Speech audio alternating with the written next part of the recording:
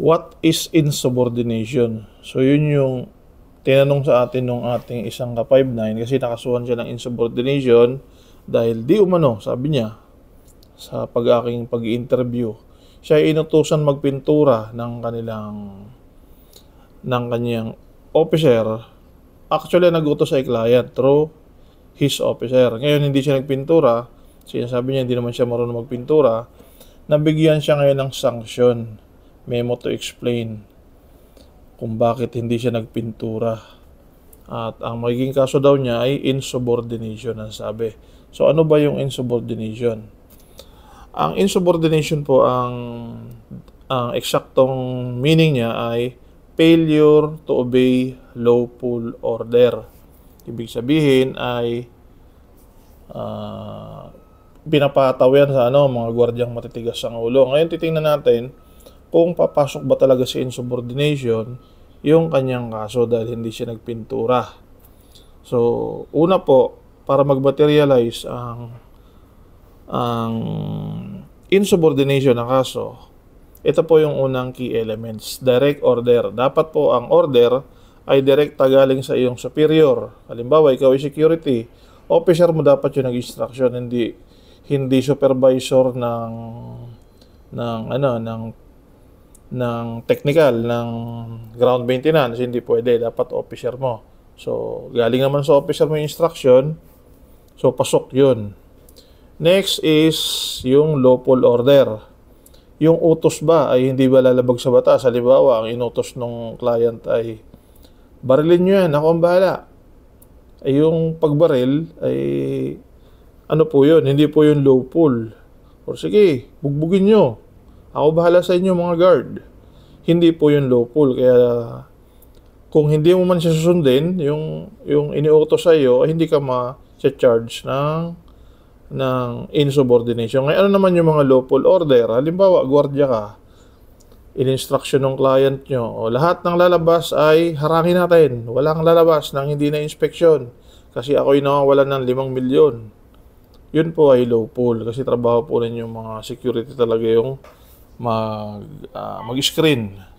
So yun po yung maibibigay kong example ng lawful order kasi yun yung tasking mo talaga.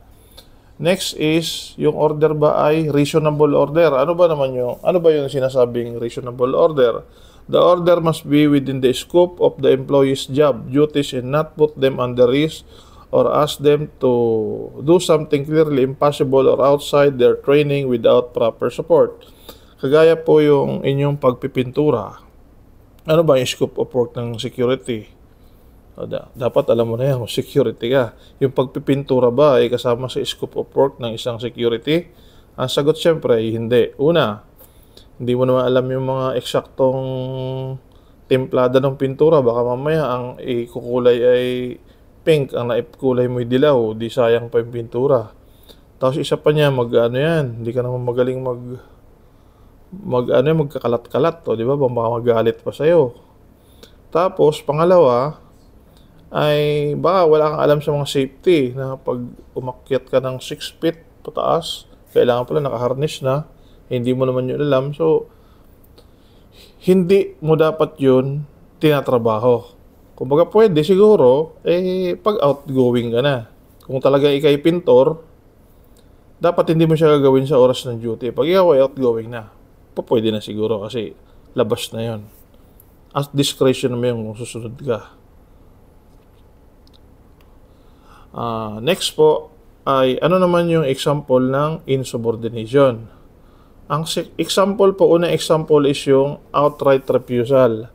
A supervisor tells an employee to complete a specific task and the employee explicitly says, I won't do it. Ibig sabihin, direkta siyang tumanggi. Diba sinabi nung supervisor o sa mga line leader sa production, okay, walang uuwi, tatapusin natin ito. May quota tayo. Sabi mo naman, ay nako, kayo lang mag-OT. Di ako mag-OT, bahala kayo dyan. Pwede ka makasuhan ng insubordination. Or, nagbagulbol ka, alam mo yung bagulbol, murmuring. Murmuring is yung reklamo ka ng reklamo. Damon chat-chat. Tapos narinig nung ibang staff, na parang gusto ka nilang gayahin, pwede naman palang hindi sumunod eh. So para hindi ka pamarisan, kakasuhan ka ng insubordination. Ngayon, bakit naman ang insubordination ay seryosong offense? Pag nakasuhan ka ng insubordination, brother, mabigat pa yan sa ano. Okay na yung mag-absent ka, mag-awol ka ng mga 2 beses, sinag-inom ka. Pero yung insubordination, mabigat yun kasi ano yun, malalagay sa alanganan yung inyong operation. Kasi matigas ang ulo mo. Kung lawful yung order na sinusuway mo. Kaya yan ay serious offense yung insubordination. Hindi yan maganda. Pag matigas ang ulo sa detachment, tinatanggal ka agad yan. Ang first offense mo dyan, usually ay 15 days suspension. Next is 30 days. Next is termination. Sa iba pa nga, agad first offense mo pa lang, 30 days suspension ka na. Second offense mo, terminate ka na. 2 beses ka nag-insubordination. Ano naman yung mga example nung pwedeng malagay sa alanganan yung operation? Halimbawa, security tayo. Halimbawa, ikaw ay driver, security driver ka. Hindi na drive mo yung patrol. Ngayon, yung inyong fire truck driver ay hindi available, umabsent. Hanggang ngayon, nagkasunog.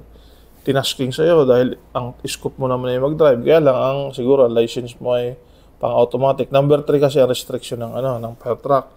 Ayaw mo ngayon driver. Hindi, ayoko driver niya. Bahala ka dyan. Maghanap ko yung ibang driver. Pwede kang makasuhan ng insubordination kasi nagkaroon ng parang sabotage para sa parte mo. Kasi ikaw lang may kakayahang mag-drive. Ayaw mong i-drive yung fire truck. Pwedeng malagay ka sa makasuhan ka ng insubordination po doon. Although yung fire truck ay hindi lang driving skill lang kailangan kasi kailangan mo ring i-operate yung pump. Pero kung ano yung iniutos sa iyo, sundin mo muna. Saka ka na magbagulbol. O kailan nagbabagulbol basta sinunod mo yung instruction sa iyo. Halimbawa naman yung instruction ay sa tingin mo ay hindi klaro or hindi mo kaya, ano naman yung pwede mong gawin para hindi ka makasuhan ng insubordination? Politely, magalang pong sabihin, kung hindi mo naintindihan magalang mong sabihin na, ano po ba yung instruction? Bakit po ako yung pinagpipintura? Baka naman kasi nainguso ka lang na nung asyang kasamahan mo, gusto ko ipahamak. Ayun po si SG Claudio, pintor yan, dating pintor. Magaling yan, ginaganon-ganon pa. Di sabihin mo, hindi naman po talaga ako pintor, hindi po ako marunong yan. Baka maintindihan ka nung iyong boss. Or, ano ba to? Halimbawa naman na ikaw yung driver, pinag-drive ko sa Maynila, di ipaliwanag mo na, kung halimbawa ang problema mo ay hindi mo alam ang Maynila, sir, hindi ko kasi alam Maynila, baka mahuli lang ako dyan, di pa ako nakarating ng EDSA. Ang drive ko po ay dito lang sa Kalamban, hindi pa ako nakapag-drive sa expressway. Sabihin mong ganon. Para hindi nila maisip na tigas ng ulo nito, tanggalin na nga natin. Yung pala may dahilan ka naman. So dapat sasabihin mo kung bakit hindi pwede, bakit hindi mo kaya i-carry out yung isang lawful order. Or yung isang instruction na sa tingin mo ay hindi naman lawful pero itinatasking sa'yo, magalang mo siyang ipaliwanag kung bakit hindi po pwedeng gawin. Huwag ka agad na, hindi ko trabaho yan, bahala ka dyan. Maghanap kayo ng utuin nyo. Pagka gano'n ang banat mo kagad, loko to hatulan ka kagad nun. So yun lamang po ang maibigay kong tip sa iyo, 5-9 na anonymous. Maraming po salamat.